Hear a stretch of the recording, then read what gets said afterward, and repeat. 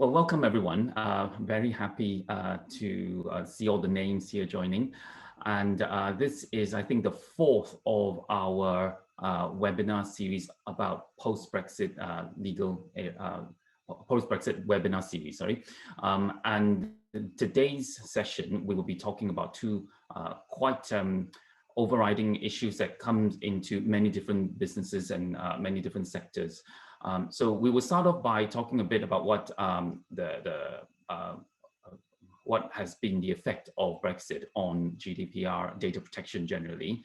And this will be presented by my colleague, Oliver Willis, followed then by myself speaking about the IP aspects of the post-Brexit world. So without further ado, should I pass it over to Oliver now? Oh, sorry, I should mention, if you have any questions, you can post it on the Q&A tab at the bottom of the screen. And if there are any technical issues, you can also post it on the chat. And we also do have a question and answer session right at the end as well. Oliver. Thanks, Dennis. So I suppose just by way of brief introduction, I'm a senior associate here at BDB Pitmans and do a lot of work both with private sector organizations and public sector bodies around data protection. So obviously that's involved quite a lot of thinking about how the Brexit situation has changed the compliance landscape, both in the run-up to the UK leaving the EU through the transition period, and now obviously that we've come to the end of that transition period. So, I mean, data protection law in the UK has been based on EU law since 1998, and from May 2018, the General Data Protection Regulation introduced a more uniform data protection regime across the EU, including, of course, the UK as it was then. So one might have expected Brexit to cause a substantial change in our data protection laws. There have been changes. However, many organisations will not have noticed much difference in practice at the moment.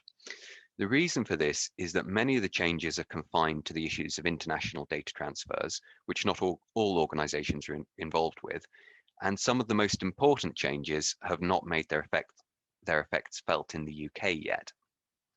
So for this part of the webinar, I'm going to give an overview of what stayed the same, what's already changed, and then move on and think about some of the further changes that are on their way.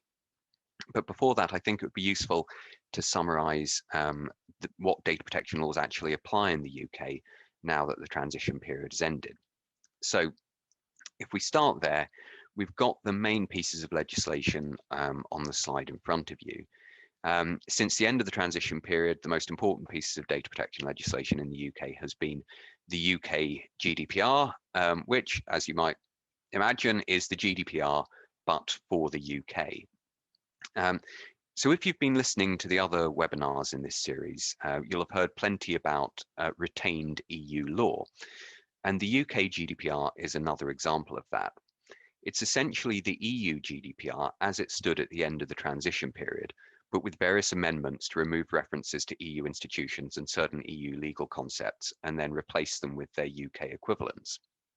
So, for example, most of the functions of the EU Commission under the EU GDPR are now performed by the Secretary of State. The other main piece of legislation that we've got is the Data Protection Act 2018, which of course came into force at the same time as the GDPR.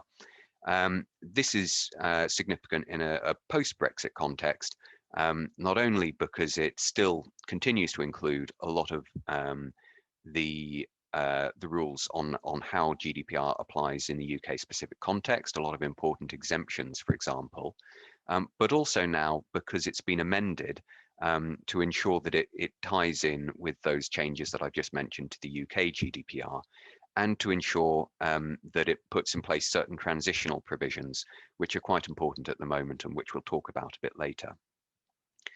Finally, we have the Privacy and Electronic Communications Regulations 2003. Those have been amended in a similar way to the 2018 Act. I'm not going to spend a lot of time talking about them today, but it's worth keeping in mind that they are there. They're still part of the data protection picture overall.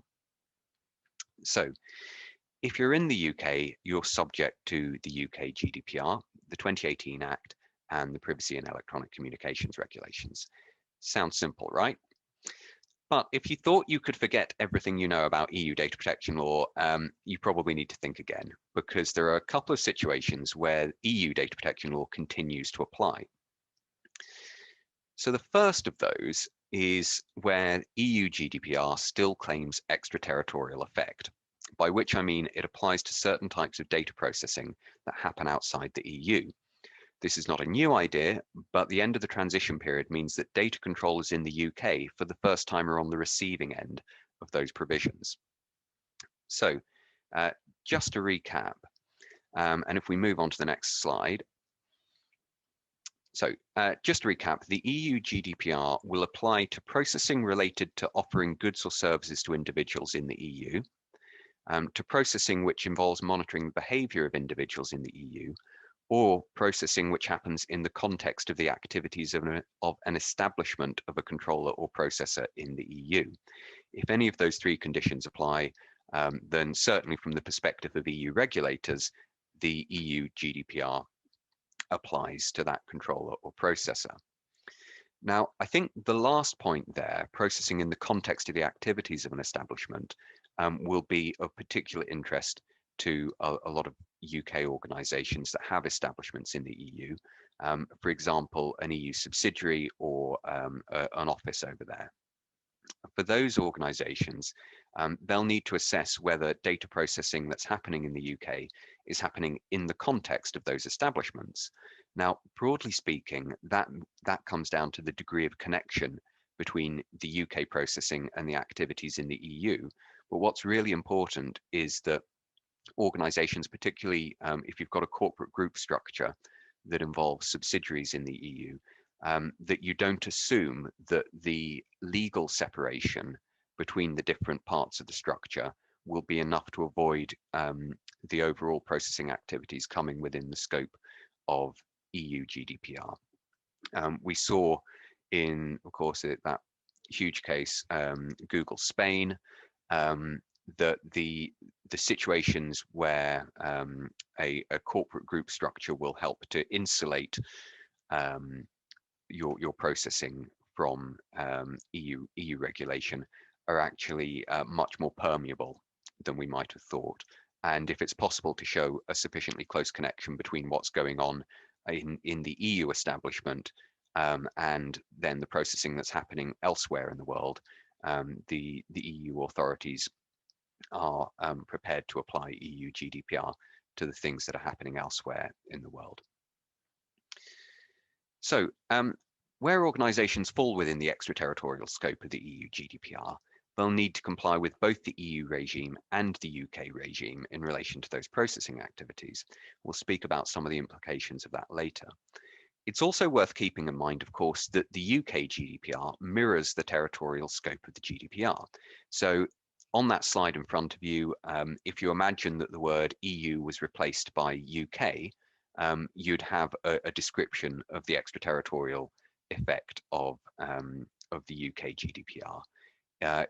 We've got organizations in the EU or indeed elsewhere in the world which are processing personal data in relation to offering goods or services to people in the UK, monitoring the behavior of people in the UK, or processing in the context of the activities of an establishment in the UK, then UK GDPR will in principle apply to those processing activities which are happening outside the UK.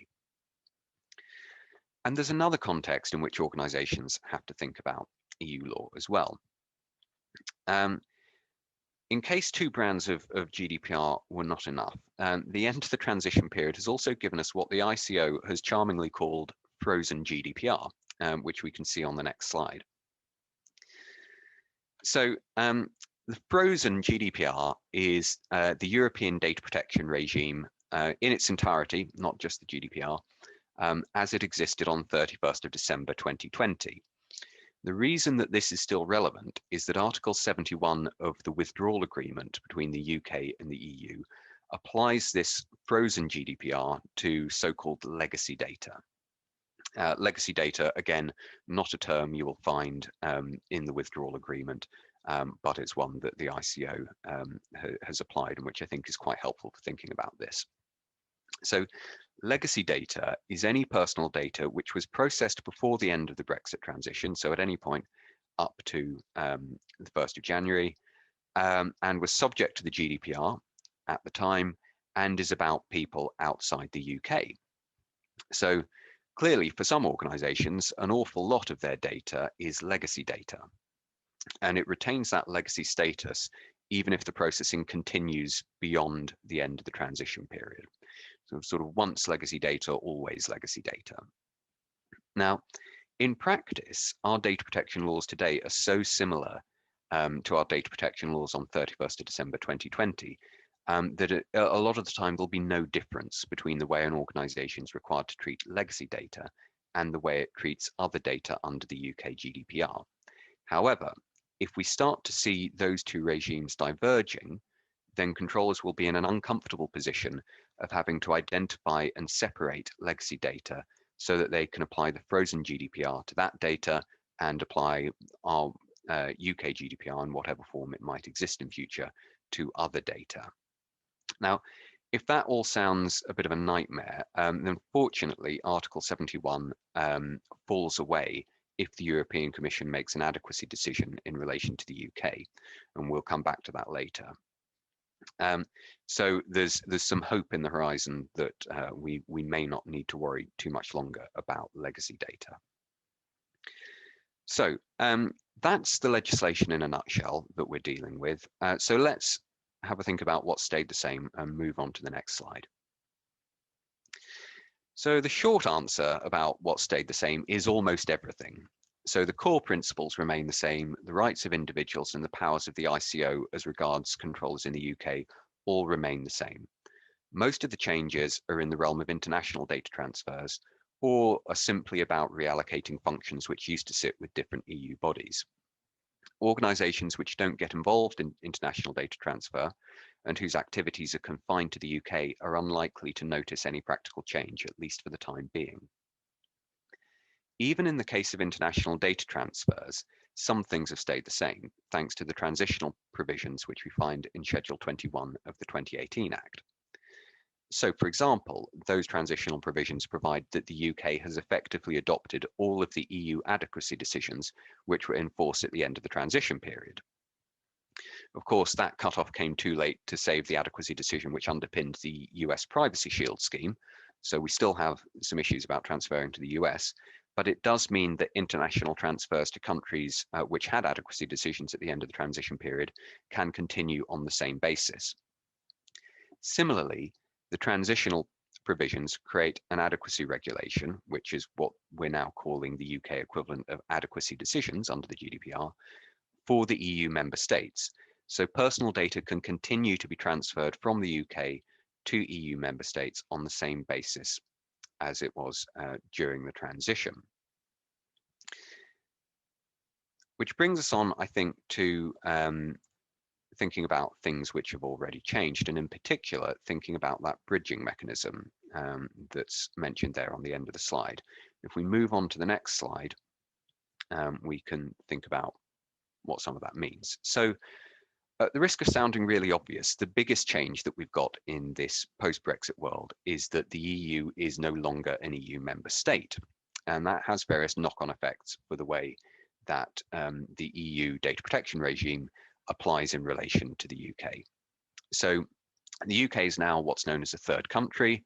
And that means that for data controllers or data processors in the EU, they have to start treating the UK with the same caution as they would treat any other third country to which they were transferring personal data, subject to the bridging mechanism, and I'll come back to that. It also means that, of course, the Information Commissioner is no longer a supervisory authority for the purposes of the EU GDPR. Why that might matter to organisations in their day-to-day lives is that the GDPR had introduced this concept of the lead supervisory authority. Essentially, that was a system designed to ensure that where a controller or processor had a cross-border presence within the EU or was engaged in cross-border data processing within the EU, then only one supervisory body would take the lead in regulating that data controller or processor. It's what was sometimes called the one-stop shop system, intended to try and avoid situations where one controller or processor might be having to deal with multiple regulators in parallel in relation to the same issues. Now, whilst the UK was a member of the EU, organisations were able to rely on the ICO as their lead supervisory authority. But of course, that's no longer the case. So organisations which might once have relied on the ICO as their lead supervisory authority now need to consider a couple of different issues. The first is whether there's an alternative remaining EU member state supervisory authority, which could instead serve as the lead supervisory authority for that organisation.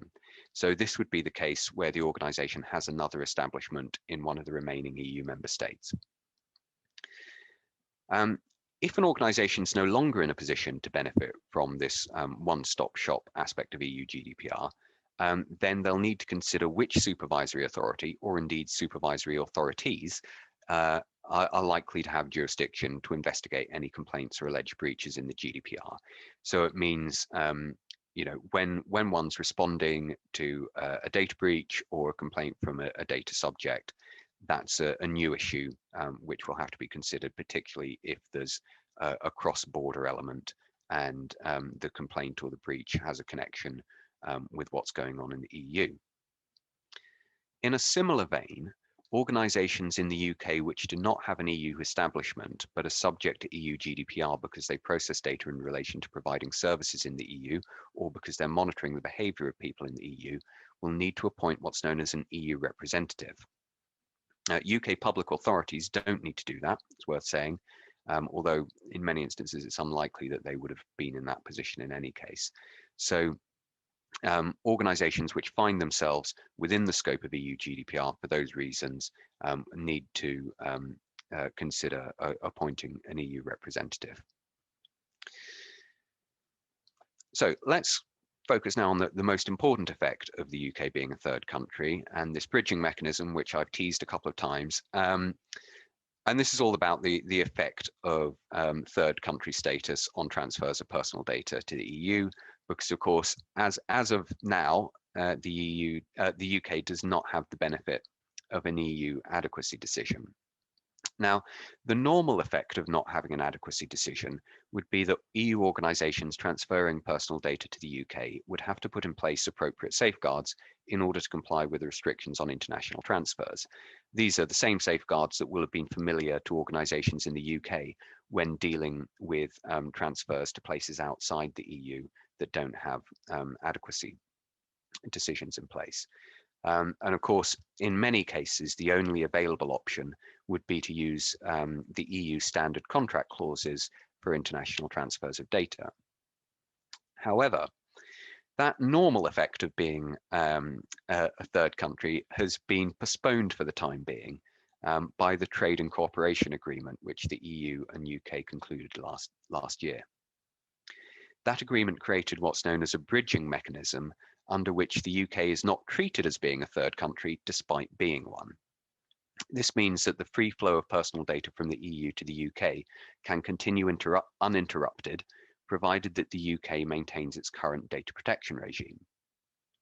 Now, that bridge lasts until the end of June this year, or until the EU Commission makes an adequacy decision for the UK, whichever happens first. The whole point of the bridge was to try and give the Commission time to make that adequacy decision. But of course, the end of June isn't so far away now, and we don't have the adequacy decision, which I think takes us neatly on to our next slide to think about changes which are on the horizon. So the most significant change on the horizon is this adequacy decision. And of course, it's significant largely because if the adequacy decision is made, it means that nothing really changes in terms of international data transfer from the EU to the UK. So if the Commission issues that adequacy decision, then EU organisations will be able to continue transferring personal data here freely. It also means that the legacy data issues, which I mentioned earlier, will fall away so long as the adequacy decision remains in place. Now, the Commission has issued a draft decision, which it put out in February, and is aiming to make a decision before the end of the bridging mechanism. The draft decision included some interesting features, in particular, a time limit of 4 years after which the decision would need to be reviewed. That was really in recognition of the fact that the UK is in a slightly unique position in essentially having a regime that is identical to the EU regime now, but which of course might start to deviate depending on the direction of government policy in the UK. So that 4-year time limit is there to provide an opportunity for the EU Commission to review the adequacy position once some of those deviations might have started to become apparent. Having said that, the draft decision has been met with a pretty cool reception in some quarters. So the European Data Protection Board issued an opinion highlighting what it describes as challenges in a number of areas. I think if you're looking at those challenges, is probably a pretty moderate way to describe the issues that the EDPB has raised with the decision. In the European Parliament, the Civil Liberties, Justice and Home Affairs Committee has just put forward a draft resolution calling for changes to the draft adequacy decision, which the EU Parliament is due to vote on this week. So whilst that vote cannot stop the decision being made, it would clearly put pressure on the Commission to make changes, and the window for making those changes is rapidly narrowing if we're going to avoid falling off the end of the bridge. If the EU adequacy decision is not made, then that could have some quite inconvenient consequences, both for organisations here and those in the EU. In particular, it means that EU organisations, as I say, will need to put in place additional transfer safeguards when transferring to the UK. And in many instances, the only safeguards available will be the EU standard contract clauses. Now, in parallel with the work that's going on the adequacy decision, the Commission is also consulting on a new set of modular standard contract clauses. So, if the adequacy decision doesn't happen, hopefully those standard contract clauses will nonetheless go through that process, and we'll have something that EU organisations can use when transferring data to the UK. I think one of the interesting aspects of the new clauses that are out for consultation is that for the first time, they deal with a transfer between a processor based in the EU and a processor or controller based outside the EU. Now that could happen, for example, where an EU service provider was processing data on behalf of a client in the UK and needed to put in place standard contract clauses so that service provider was able to transfer the data back to the UK. That scenario at the moment just isn't dealt with in the current set of terms. So filling that gap is going to be really important, particularly if we don't get this adequacy decision. In the meantime, the ICO has also announced that it expects to put out a set of UK standard contract clauses for international data transfer, certainly put them out to consultation, that is, in the summer. Hopefully the ICO will take a similar approach to the Commission in making sure that those clauses cover a wide range of scenarios than those which are currently available. The ICO also has interestingly raised the possibility of recognizing transfer tools from other countries, including the possibility of recognizing the EU standard contract clauses. The advantage of doing that would be that it would avoid a situation where parties in a more complex international transfer arrangement might otherwise end up having to execute both the UK and EU standard contract clauses whilst they tried to comply with the EU and the UK data protection regimes. Of course, we don't know what the content of the UK standard contract clauses will be, but one could well imagine that if parties were having to execute those two parallel sets of terms, it might raise questions about any inconsistencies between the two and which would take precedence. So I think it'll be interesting to see what comes out of that consultation. In the longer term, there's also the possibility for new adequacy regulations for the UK, which would effectively be the Secretary of State deciding that other countries outside the UK are have an adequate degree of data protection, and which would enable free transfer of data from the UK to some new destinations around the world. DCMS, the Department of Culture, Media and Sport, which is in charge of data protection, has published a draft national data strategy. That's been out for consultation. DCMS has just published a response to that consultation this week. And one of the things that that response indicates is that DCMS is soon planning to announce priority countries to reach what they've described as future adequacy agreements. The response to the consultation also implies that we may see some further changes in the UK's data protection regime. If we move on to the final slide, I think there was a particularly telling extract from the ministerial forward to the response on the consultation. Obviously, one could read this in a few different ways, but it does seem to me that it's hinting at perhaps a more permissive data protection regime in future. I think the challenge with that for government will be whether it's possible to achieve that policy aim without jeopardizing the regulatory alignment, which is crucial for enabling free flow of data to and from the European Union.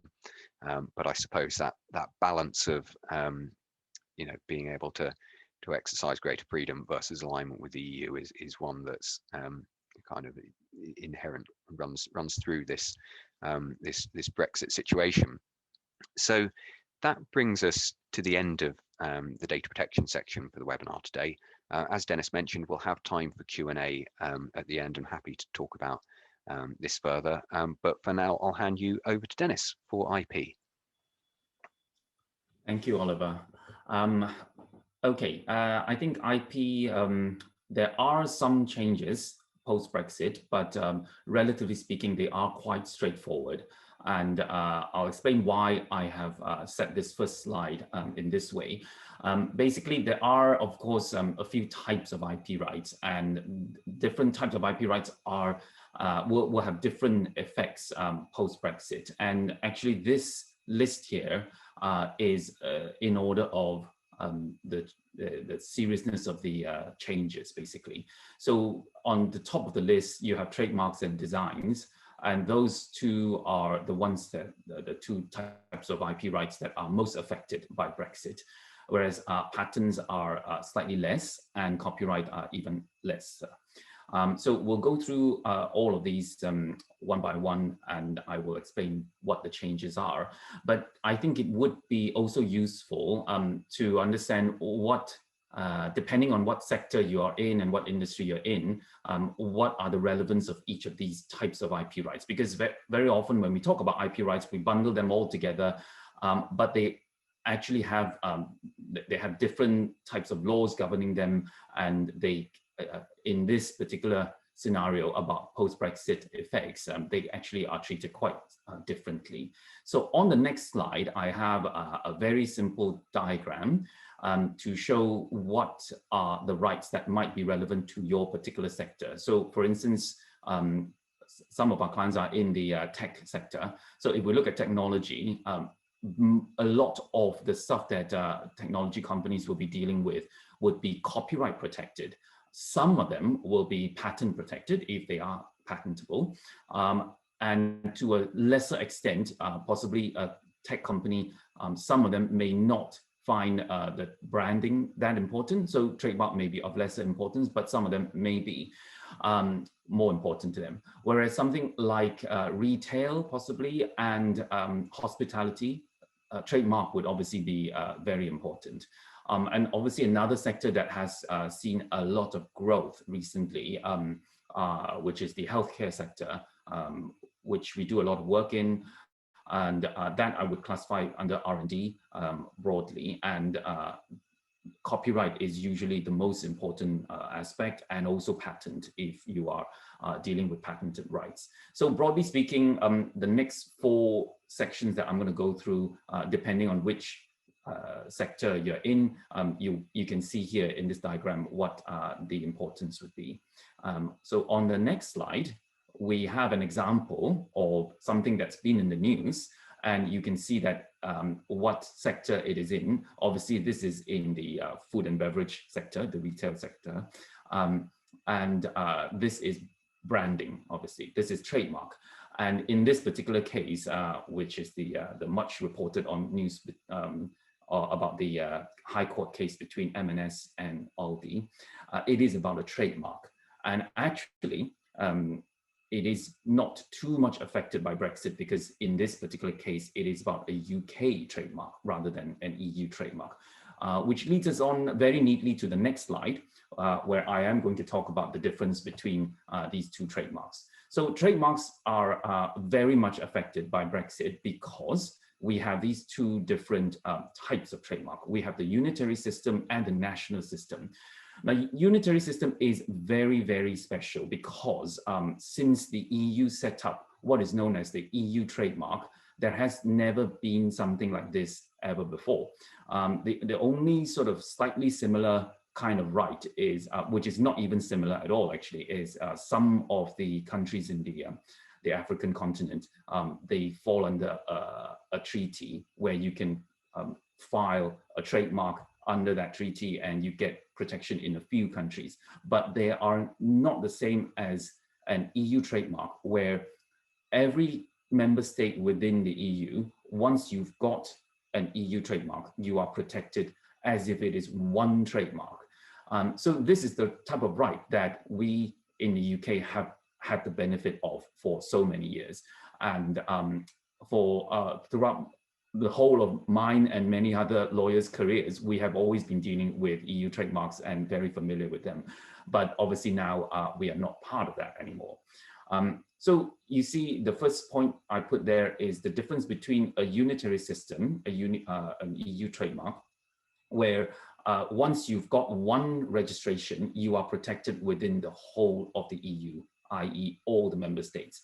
Whereas a national trademark, such as a UK trademark, or say a German trademark, or a French trademark, they are only protecting you within that country, which is the same with any other trademark in the world. Now, don't get confused with what many people would have heard of called the Madrid Protocol. That is just a process of applying for trademark, which I'll come to afterwards. It is not a unitary system. So, okay, going down to the difference between these two systems, the UK trademark, obviously no change because the UK remains the UK. And once you have registered a UK national trademark, you will have protection in the whole of the UK. The main change is obviously in the EU trademark system. So before what we casually call the Brexit date, which is the end of last year, obviously the UK was one of the member states, well, sorry, I should say that it was part of the Withdrawal Act arrangement. So before that date, if you own an EU trademark, you will still get protection in the UK. But after that date, naturally, we are out of the Withdrawal, the Withdrawal Act period, and therefore the UK is no longer protected by an EU trademark. So what happened then is that the UK government created a new comparable right, which is a separate UK trademark, which reflects the exact details of your EU trademark. So you didn't need to do anything if as of the Brexit date, you own a registered trademark and a registered EU trademark, you will automatically get that comparable UK trademark right. And we have already seen that happen over the last few months. Immediately, all these new UK trademarks were created without even the owners knowing it, and they were assigned new numbers, and you therefore, if you've had a EU trademark registered last year, you automatically now own a UK trademark without having to do anything. Now, if as of the end of last year, you still had a pending EU trademark application, then you have up to the end of September to convert that into or resubmit that as a UK trademark. And you will then be able to claim the same date as well. Obviously, that does mean that if you don't have either an application or a registration as of the end of last year, that means if you apply for an EU trademark now, you will not get any protection in the UK. So I will come to some comments afterwards about the new strategy that we should look at. On the next slide, I will also cover a bit about the international registrations that I mentioned just now. This is what I meant by the Madrid Protocol applications. And in the Madrid Protocol application, you can designate any country or territory, and it is possible. For instance, if you have a US trademark, a US company is coming into the UK, you can designate the EU. And if before the end of last year, you have designated the EU, you can also change it into a designation of the UK.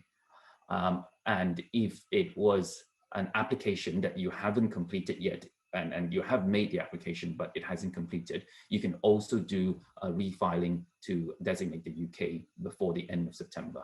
So it is similar to what the UK trademarks are treated. And also no change to renewals, because when you create, when you have your new UK trademark that has been created out of the EU trademark, it will have all the same dates. And when the date comes for you to renew your EU trademark, that will also be the same date that you renew your UK trademark. Now, so on the basis of what I have just described, now I think businesses need to rethink their strategy when they think about registering trademarks.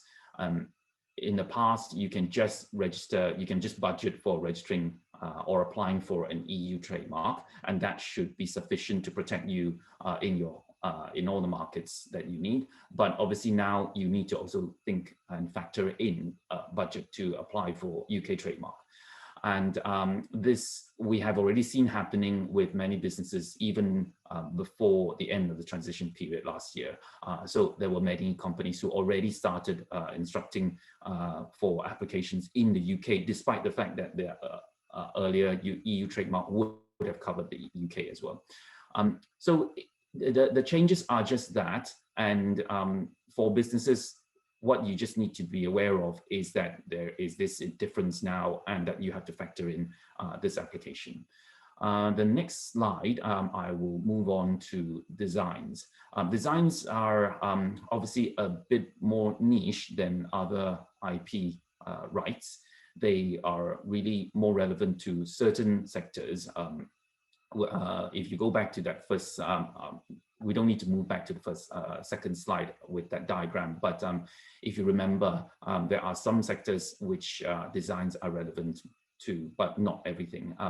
But in short, designs are more to do with the visual presentation and the visual look of an item that has been designed, and you have to register them either as an EU design or a UK design. So in the past, there has been much reliance on EU designs because they also give protection like a trademark. So registered designs are also unitary systems like trademarks. And everything that I've said just now that applied to trademarks will similarly apply here.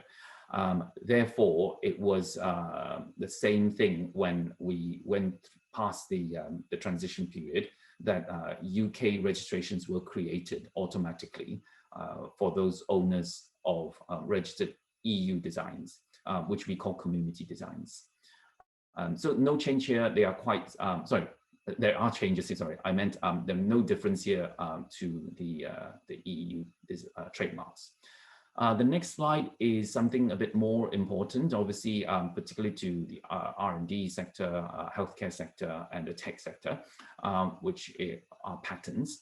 But I'm happy to say that actually there are minimal changes to here, because unlike trademarks and registered designs, patents operate on the whole a national system, and but subject to what I'm going to talk about afterwards in also on this slide. So no change at all. If you've had a patent, it's very likely that you have already filed it in the UK, and you might have already designated certain countries, because you need to, if you went down the route of the European patent system, which the UK remains a member, notwithstanding Brexit, you will already have got your respective national registrations for your patent. And so you would not, it would be unlikely that you have to do anything to your patent registration. However, there has been over many years this talk and discussions between the countries of setting up a similar unitary system, which is what we call unitary patents. And that is going hand in hand, very much connected to the UPC, which is the Unified Patent Court. The Unified Patent Court is the court set up to have jurisdiction on unitary patents. As of today, there is still no confirmation on how Unified Patent Court or unitary patents are going to proceed.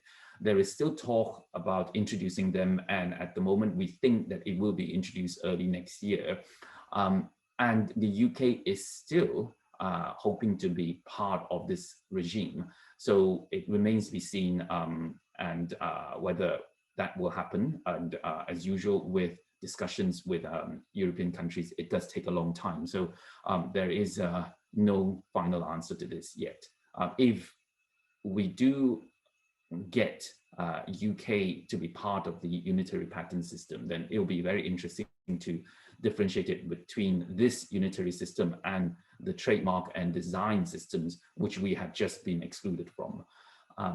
Anyway, on the whole, at the moment, if you own patents, there will be minimal changes because they are not unitary systems.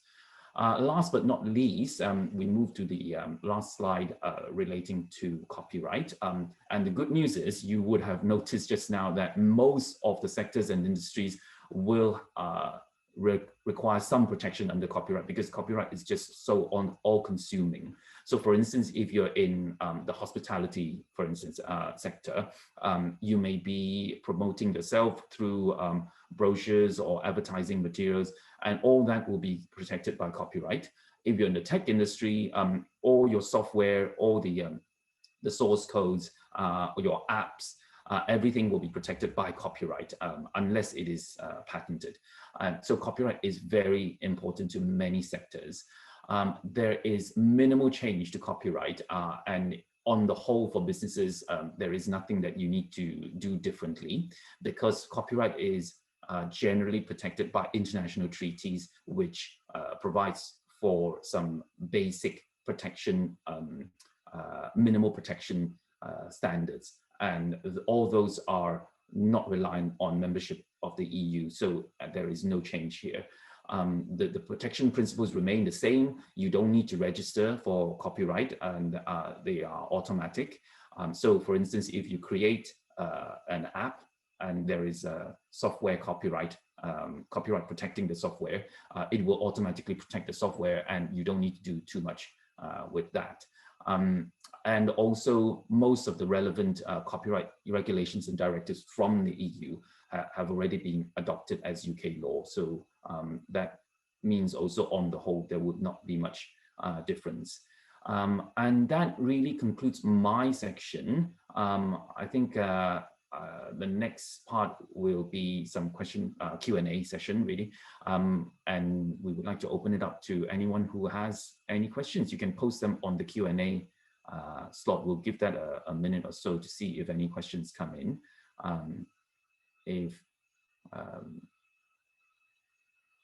Yeah, I don't know, Oliver, if you have anything to add at the moment before we get any questions in, or if there are no questions, then I think we'll give it a minute or so to see if there are any questions.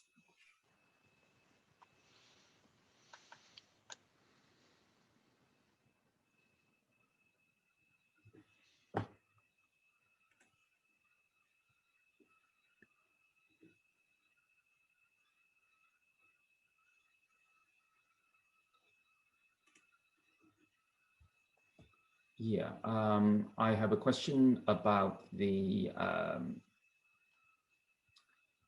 interestingly, the Colin the Caterpillar case, actually. So maybe, Oliver, I'll deal with this question first, and then you can take the next one.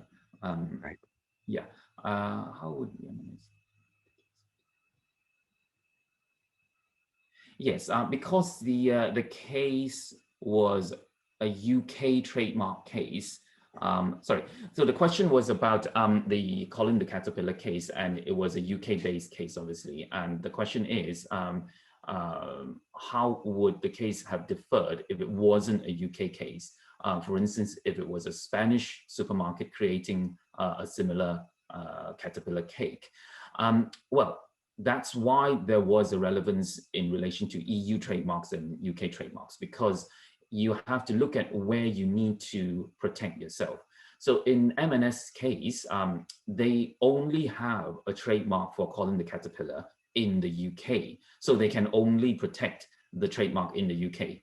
And obviously Aldi was selling the Cuthbert cake in the UK.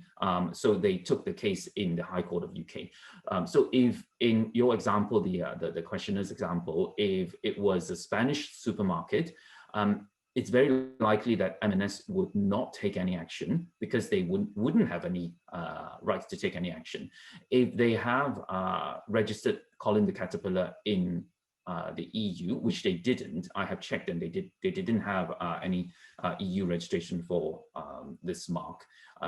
But if they did, then it is possible that they could take that case. I mean, it's important to know that all trademark cases are civil cases. So you have the trademark rights, but it is really up to the owners of the trademarks to decide whether or not you want to take that action. So sometimes they might look at the effect of the competitor product and see if, even though it might actually be infringing their trademark, they could decide totally in their discretion not to take any action as well. Oliver, did you want to? Yeah, sure. So we've had a question in about what the position is for transferring personal data from the UK to the EU. Which of course is going to be relevant to a lot of listeners on the webinar. So at the moment, because we've got these transitional provisions in Schedule 21 of the 2018 Act, we've actually effectively got a UK adequacy regulation for all of the EU member states. So it's as though the Secretary of State here has decided that all of the EU member states provide an adequate level of protection. Makes sense, of course, because they're using exactly the same rule set as we are at the moment. But it's really helpful for organisations in the UK that are trying to transfer to the EU, because it means that can still happen on the same basis as it could during the transition period, or even further back. I think one of it ties into this question about whether there will be an EU adequacy decision for the UK, because if the bridging mechanism runs out, we'll get this slightly odd asymmetrical situation where it will be straightforward for organisations in the UK to transfer to the EU, but then for those organisations in the EU to transfer the data back, they could start to face those barriers and having to put in place those standard contractual clauses. And personally, I wonder how long an asymmetrical situation like that could really survive. So hopefully the adequacy decision will prevent that happening, but certainly for the time being, for UK transfers to the EU, we're in no different position than we were on 31st of December. Okay, and leading on for that, we've got another question here about any reasons why the adequacy decision is taking such a long time other than politics. Are there technical obstacles? And yeah, and the answer to that, I think, is that there are some technical concerns. In particular, the sorts of issues that have been raised by the European Data Protection Board and now the Civil Liberties and Justice Committee in the European Parliament And the things that they've raised are really focused around the UK mass surveillance regime and concerns about the UK potentially creating arrangements that mean that data which has been transferred to the UK from the EU might then be able to be transferred relatively freely to other places. So you may recall, you know, I mentioned the US Privacy Shield scheme, which was based on an adequacy decision which the European Commission had made. That adequacy decision was struck down really because the European Court of Justice was persuaded that the national security system in the US and the way that that handled personal data meant that the adequacy decision shouldn't have been made in the first place. And I think it's those sorts of issues that we're seeing raised in some of these concerns that are being expressed about the adequacy decision. Of course, we don't know how telling those questions, those concerns will be in influencing the Commission's ultimate decision. But it does mean that even if the Commission makes the decision, I think there will still be the shadow of potential future litigation, like the sort that we saw, which did away with Privacy Shield. And it may be that's one of the reasons why the Commission was proposing this four-year timescale with the review at the end of the 4 years. So yes, there are technical obstacles. The bridging mechanism was put in place really at the 11th hour at the end of the transition period. So I imagine there may well have been, you know, political concerns around that as well. But no, certainly there are technical reasons as well. Thanks. I think if we don't have any more questions, we can probably wrap up for today. And if you do think of any other questions, you got our contacts. Maybe if Melissa, you can put the last contact slide up right at the end. And yeah, happy to answer any questions directly. If you can email either Oliver or myself directly if there are any questions. Then it only remains for me to say thank you very much for joining us. It's been lovely to share this 1 hour with you this morning, and well, hope to see everyone again soon. Thank you.